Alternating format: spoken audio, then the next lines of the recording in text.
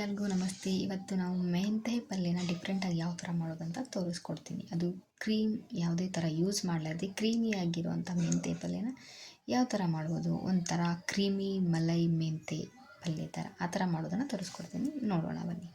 ಮೊದಲು ನಾವು ಈ ಮಸಾಲಿನ ರೆಡಿ ಮಾಡ್ಕೊಳ್ಳೋಣ್ರಿ. ಇದಕ್ಕೆ ಹಾಕ್ಕೊಳ್ಳೋಕೆ ಶೇಂಗಾ ಕಾಳು, ಧನಿಯಾ ಕಾಳು, ಕಡಲೆಬೇಳೆ ಮತ್ತು ಕರಿಮೆಣಸು ತೊಗೊಳ್ಳೋಣ. ಸ್ವಲ್ಪ ಬಿಳಿ ಎಳ್ಳು ತೊಗೊಳ್ಳೋಣ. ಇದನ್ನ ಎಲ್ಲನೂ ಹಾಕ್ಕೊಂಡು ಸ್ವಲ್ಪ ಹುರ್ಕೊಳ್ಳೋಣ್ರಿ. ಹುರ್ಕೊಂಡು ಅದು ಎಲ್ಲ ಹುರಿದಾದ್ಮೇಲೆ ಇದನ್ನು ನಾವು ಮಿಕ್ಸಿಗೆ ಹಾಕ್ಕೊಳ್ಳೋಣ. ಮಿಕ್ಸಿಗೆ ಹಾಕ್ಕೊಂಡು ಅದು ಪುಡಿ ಆದಮೇಲೆ ಒಂದು ಸ್ವಲ್ಪ ನೀರನ್ನು ಬೆರೆಸೋಣ. ಅದಕ್ಕೆ ನೀರನ್ನು ಬೆರೆಸಿ ಸ್ವಲ್ಪ ಪೇಸ್ಟ್ ಥರ ರೆಡಿ ಮಾಡ್ಕೊಳ್ಳೋಣ ಅಂತ. ಸೊ ಈಗ ನಾನು ಮಿಕ್ಸಿಗೆ ಹಾಕಿದ್ದೀನಿ.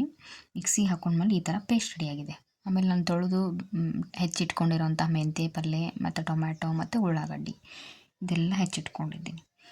ಈಗ ಒಂದು ಬಾಣಲೆ ಬಿಸಿ ಮಾಡಿ ಅದಕ್ಕೆ ಎಣ್ಣೆ ಹಾಕಿ, ಎಣ್ಣೆ ಬಿಸಿ ಆದ ತಕ್ಷಣ ಸಾಸಿವೆ, ಜೀರಿಗೆ ಎಲ್ಲನೂ ಒಗ್ಗರಣೆ ಯಾವ ಥರ ಹಾಕ್ಕೊತೀವಲ್ಲ ಆ ಥರದ್ದು ಒಗ್ಗರಣೆನ ಹಾಕ್ಕೊಳ್ಳೋಣ. ಮತ್ತು ಈಗ ಉಳ್ಳಾಗಡ್ಡಿ ಹೆಚ್ಚಿಟ್ಕೊಂಡಿರೋವಂಥ ಉಳ್ಳಾಗಡ್ಡಿ, ಸ್ವಲ್ಪ ಕರಿಬೇವು, ಅದು ಒಂದು ಚೆನ್ನಾಗಿ ಬೇಯ್ದ ಮೇಲೆ ಅದಕ್ಕೆ ನಾವು ಹಸಿ ಖಾರ ಸ್ವಲ್ಪ ಹಾಕ್ಕೊಂಡಿದ್ದೀನಿ. ನೀವು ಹಸಿ ಮೆಣಸಿನ್ಕಾಯಿ ಬೇಕಾದರೆ ಹಾಕ್ಕೋಬೋದು. ನಾನು ಹಸಿ ಖಾರದ ಪೇಸ್ಟ್ ಇತ್ತು ಅದನ್ನು ಹಾಕ್ಕೊಂಡಿದ್ದೀನಿ. ಸ್ವಲ್ಪ ಶುಂಠಿ ಮತ್ತು ಬೆಳ್ಳುಳ್ಳಿದು ಪೇಸ್ಟ್ ಹಾಕ್ಕೊಂಡಿದ್ದೀನಿ. ಒಂದು ಸ್ವಲ್ಪ ಅರಿಶಿಣ ಪುಡಿ ಹಾಕ್ಕೊಳ್ಳೋದು. ಆಮೇಲೆ ನಾನಿಲ್ಲಿ ಈಗ ಚೆನ್ನಾಗಿ ತೊಳೆದಿಟ್ಕೊರೋಂಥ ಹಸಿ ವಟಾಣಿ ಕಾಳನ್ನು ಬೇಕಾದ್ರೆ ಹಾಕ್ಕೋಬೋದು, ಇಲ್ಲ ಅಂದ್ರೆ ಆಪ್ಷನಲ್. ಹಾಕ್ಕೊಂಡು ಅದನ್ನು ಚೆನ್ನಾಗಿ ಬೇಯಿಸಿದ್ದೀನಿ. ನಮ್ಮ ಮನೇಲಿ ವಟಾಣಿ ಕಾಳು ಇತ್ತಂತ ಹಾಕಿದ್ದೆ, ಸೊ ಅದಕ್ಕೋಸ್ಕರ.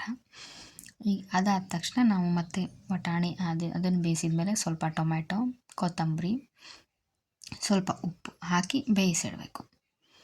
ಅದೆಲ್ಲ ಚೆನ್ನಾಗಿ ಒಂದು 2 ಮಿನಿಟ್ಸ್ ಬೇಯ್ದ ತಕ್ಷಣ ನಾವೇನು ತೊಳೆದು ಹೆಚ್ಚಿಟ್ಕೊಂಡಿದ್ವಲ್ಲ ಮೆಂತೆ ಸೊಪ್ಪು ಅಂತ ಏನು ಹೇಳ್ತೀವಲ್ಲ ಆ ಮೆಂತೆ ಸೊಪ್ಪನ್ನು ಹೆಚ್ಚಿ ಸಣ್ಣಾಗಿ ಇದರ ಜೊತೆ ನಾವು ಮಿಕ್ಸ್ ಮಾಡೋಣ. ಸೊ ಇದೆಲ್ಲ ಚೆನ್ನಾಗಿ ಮಿಕ್ಸ್ ಆದಮೇಲೆ ಇದನ್ನು ಒಂದೇ ನಾವು 2 ಮಿನಿಟ್ಸು ಬಾಯಿ ಮುಚ್ಚಿ ಒಂದು ಬೇಯಿಸೋಕೆ ಬಿಡಬೇಕು.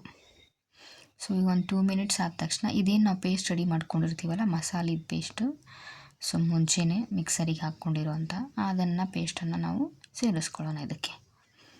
ಸೊ ಅದನ್ನು ಚೆನ್ನಾಗಿ ಅದ್ರ ಜೊತೆ ಕಲಿಸೋಣಂತೆ, ಮಿಕ್ಸ್ ಮಾಡೋಣ. ಅದಾದ ತಕ್ಷಣ ಅದಕ್ಕೆ ಬೇಕಂದರೆ ನೀವು ಸ್ವಲ್ಪ ಅದೇನು ಮಿಕ್ಸರ್ ಜಾರ್ ಇತ್ತಲ್ಲ ಅದಕ್ಕೊಂದು ಸ್ವಲ್ಪ ನೀರು ಹಾಕ್ಕೊಬಿಟ್ಟು ಅದೇನು ಇರುತ್ತಲ್ಲ ಪೇಸ್ಟದು ಅದನ್ನೆಲ್ಲ ಚೆನ್ನಾಗಿ ಅದ್ರ ಜೊತೆ ಮಿಕ್ಸ್ ಮಾಡಿ ಸ್ವಲ್ಪ ನೀರು ಹಾಕ್ಕೋಬೋದು. ಯಾಕಂದರೆ ಅದು ನಾವು ಶೇಂಗಾ ಹಾಕಿರೋದ್ರಿಂದ ಸ್ವಲ್ಪ ಬೇಗ ಗಟ್ಟಿಯಾಗೋದಿರುತ್ತೆ. ಹಾಗಾಗಿ ಒಂದು ಸ್ವಲ್ಪ ನೀರು ಮಿಕ್ಸ್ ಮಾಡಿಕೊಂಡು ಹಾಕ್ಕೊಳ್ಳೋಣ. ಮತ್ತು ನೀವು ರುಚಿಗೆ ತಕ್ಕಷ್ಟು ಬೇಕಾದರೆ ಒಂದು ಸ್ವಲ್ಪ ಖಾರದ ಪುಡಿ ಮತ್ತು ಉಪ್ಪು ನೋಡ್ಕೊಂಡು ಹಾಕ್ಕೋಬೋದು. ನಾನೊಂದು ಸ್ವಲ್ಪ ಉಪ್ಪು ಕಡಿಮೆ ಅನ್ನಿಸ್ತಾ ಇತ್ತು ಮತ್ತು ಒಂದು ಸ್ವಲ್ಪ ಖಾರದ ಪುಡಿ ಎಕ್ಸ್ಟ್ರಾ ಹಾಕಿದೆ. ಉಪ್ಪು ಖಾರ ನಮಗೆ ಕಡಿಮೆ ಅನ್ನಿಸ್ತಾ ಇತ್ತು. ಅದೆಲ್ಲ ಹಾಕಿ ನಾನು ಇನ್ನೊಂದು ಸ್ವಲ್ಪ ಗಟ್ಟಿ ಆಗ್ತಾ ಇರೋದು ಕಾರಣ ಇನ್ನೊಂದು ಚೂರು ನೀರು ಹಾಕ್ಕೊಂಡಿದ್ದೀನಿ. ಸೊ ಈ ಥರ ಕನ್ಸಿಸ್ಟೆನ್ಸಿ ಬಂದು ನೀವು ಮುಚ್ಚಿಟ್ಟು ಒಂದು 5 ನಿಮಿಷ